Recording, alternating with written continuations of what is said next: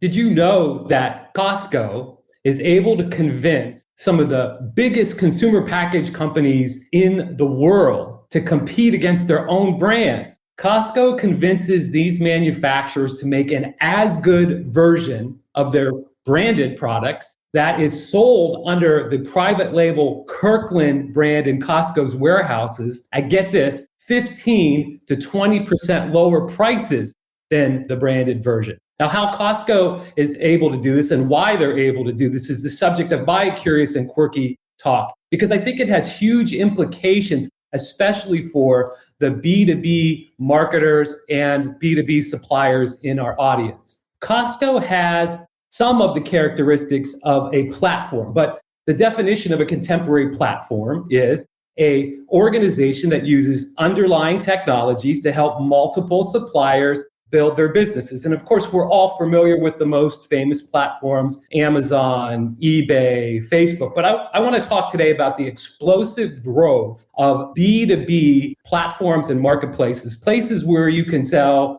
chemicals and energy products and services along with other suppliers doing the same thing. It's this explosive growth of these B2B platforms that's going to cause many of you in the audience, if you haven't already, to face decisions about what your B2B platform or marketplace strategy is and how you can make it additive to your sales and revenues and not cannibalistic. So consideration number one is, should you do it? Should you sell your B2B product on one of these marketplaces or platforms? Now, Costco's proposition to its suppliers is that it'll bring its 100 million members to the supplier's products at a marketing and sales cost of almost zero.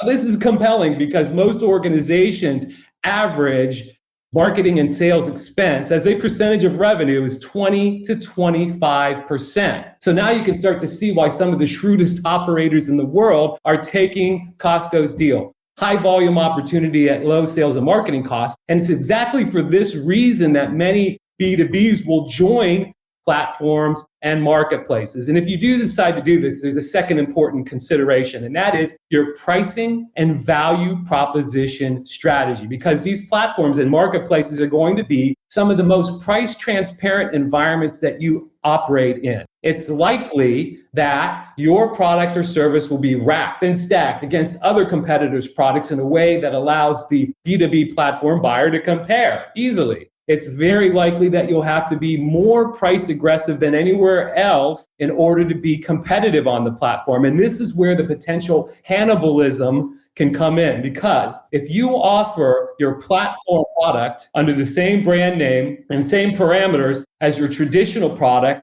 you're going to create huge channel conflict that is going to be cannibalizing to your sales. You'll have to get creative with your platform value proposition strategy, like one chemical manufacturer who the platform strategy was to reduce the packaging options that they offered, reduce some of the delivery options, even took away some of the servicing companion services that went along with the product, offered a different brand name and a lower price on the platform. And this worked because it stoked platform sales while differentiating the platform offer from that of its traditional sales force. It turned out to be additive rather than cannibalizing to its entire strategy. So the third consideration is, on a platform, you're going to lose access to some of the buyer data that you typically gather through your traditional sales channels. The platform will likely own some of this data. And this buyer data is really important to the ongoing relationships that are vital to B2B profits.